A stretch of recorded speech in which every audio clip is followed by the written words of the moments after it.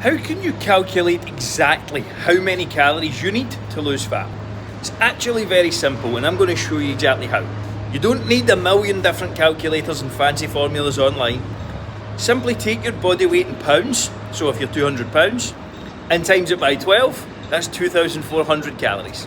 That is now your starting point for weight loss. Now you're then going to have to adjust it over time. And that is why we insist in making data-driven decisions on our Fat Loss Forever programme. We assess, we check how things went, and then we adjust based off results. You're not going to be able to lose fat in the same calories that you started the diet on at the end. If you want a completely free programme that's actually going to help guide you through all of this, give you a free meal plan to get started with your calorie needs, just comment the word plan below and I'll drop you across for free. One lesson that I have learned when it comes to overall nutrition, you may have seen a picture in there of some frozen yogurt. So it's Wednesday, it's mid-afternoon. This morning I had protein shake, then post-workout I had protein shake, some cereal, and mid-afternoon I picked up some frozen yogurt. And I'm going to the Cheesecake Factory later for dinner, which probably won't be the world's best choice. Now, why am I still able to stay lean, stay fit, stay in good shape, but still have things like this? Easily. It's easy actually, because having and incorporating foods like that on occasion, maybe 2 to 3 times per week, nothing crazy. Like for the 90% of my week I eat relatively whole, natural, healthy, clean foods, but incorporating a few of those things on a weekly basis keeps me sane. It stops me from going off track. I never rule out a certain food group. I never tell myself I can't have something. If I want something, I'll have it.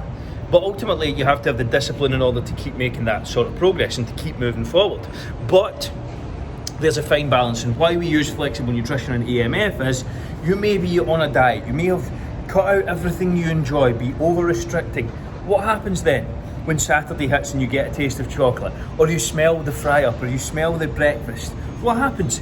You hit self-destruct mode and you go into a complete and utter binge for the entire day, which can lead you to knocking out 6, 7, 8,000 calories, literally set you back an entire week. So incorporating things like frozen yogurt on Wednesday or having a meal here and there is not going to throw you off track. It is not going to stop all progress and halt your fat loss. It ultimately comes down to what you can fit into your calories and keeping adherent to the plan in place, which is exactly what we do on our Fat Loss Forever programme, and incorporate foods our clients love, enjoy and can actually stick to. If you're sick fed up of trying to force yourself into bland, boring diets that you do not enjoy, stop doing it. Go to the link in the description, you'll see a completely free flexible nutrition meal plan. Grab it, see the foods that you can actually eat and still lose fat, and give it a go. How do you stay on track when you're travelling? Well, it's actually very simple, and along with this lovely cut which I got while travelling, I'm going to show you exactly how I stay on track, train twice per day, get 10 to 12,000 steps and stay on track nutrition wise while I'm travelling. So it is currently 20 to 7 a.m. I've been up since 4:30. I had a coaching call at 4:30 this morning. I have had water and a coffee. This is what I've had so far. I'm about to go for round 2 of the exact same. It is 20 to 7 as I said. Round 2, I'm going to do some slightly more work and then I'm going to go walk, film some videos, but in normal times, even at 8 a.m, I would go a walk and do some cardio. So I'm getting up, I'm getting active early in the day. That is key to success. You need to start your day with momentum, in my opinion. That's how you're going to build and gain it for the day. If you set it off on the right foot, you put yourself in the right direction, you can easily build and you're not stressing about trying to cram steps in late at night. So for me, once I've done a considerable amount of work in the morning, it is absolutely essential that I get the ball rolling with movement. And again, I keep things very lean, like water and coffee, literally, for the first few hours of the day. Keeps me focused, allows me to work hard, and I'm not getting all bagged up in things. But I'll show you my meals as I go and how I structure my day. It is around 7:45 a.m. I literally just had my first meal, if you want to call it that, of the day, which was a protein shake. That was all it was. I have some calls earlier than usual. My normal routine is to go to the gym at 10:30, but I do have some calls with Chris at 10 and then again one of our other kind of guys in the team, Pavel, at 11. So today I am going to be training and kind of getting things moving a little earlier. I have been up half an hour earlier as well because I had a call at 4:30 a.m. A coaching call with one of my mentors on the west coast of America. So yeah, time zones are a bit crazy, but all good. So kind of first protocol for me is always get the activity up. Once I've done some decent amount of work, I just kind of get myself out 10, 15, maybe 20 minutes. I'll probably walk 10 minutes this way, 10 minutes back, film stories, do all the kind of things that I need to do, and again just be productive while I'm doing it. And then from there, once I'm back, I will train. I will probably go straight into training as soon as I get back, which may be around 8:15, 20 past 8. Do 10 minutes or so of cardio, clear my messages, and then that is me straight into my workout after that. And there'll be post-workout meal and things, and I will show you those. My post-workout today will just be cereal and a protein shake. Keeping it again nice and easy. I am travelling right now, of course, technically, even though I've been here for like almost a month. But everything's just like quick, easy, convenient, no real stress or cooking, and that's what I'm doing at the moment. So again, lunch I will show you, but it's like deli stuff, salad bar, chicken breasts, some barbecue sauce. Keep it simple, and that's how you stay on track. Oh, there's a big bit of cheesecake from the Cheesecake Factory there as well. I can't hide that.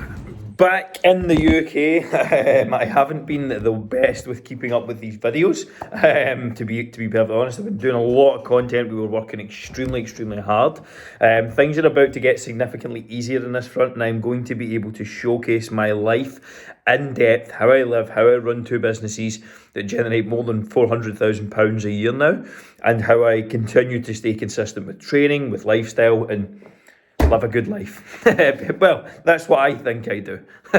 Something that's open to interpretation, of course, but I'm just having a very good time at the moment, and that's what I want to showcase. And I want to showcase how I do things I love. I continue to train, stay focused on my exercise, my own personal goals and things like that as well. I am not going to sacrifice everything that of my own goals, relationships, money for money. That's not what I'm all about. So as this business continues to grow, I'm going to continue to focus on myself. I did take a huge step to hire my girlfriend full time.